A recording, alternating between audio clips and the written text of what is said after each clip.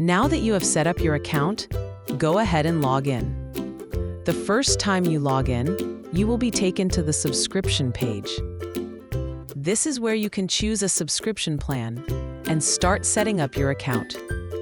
There are several plans to choose from, including a free plan.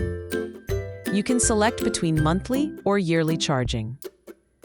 Once you have decided which plan to start with, click on the subscribe button under your chosen plan. You can change plans, upgrade, or downgrade at any time. Enter your email address. Enter your payment details. If you have chosen the free plan, don't worry, you will not be charged. Likewise, if you have selected a plan with a free trial period, no payment will be taken at this time. Click Pay and subscribe.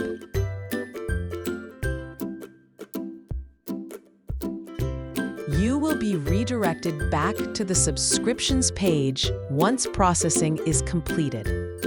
This page displays your current plan, the start date, the plan status, the monthly or yearly subscription fee. If you are in a free trial period, it will show the end date and when the next invoice is due. If you want to manage your subscription, you can click the Manage Your Subscription button.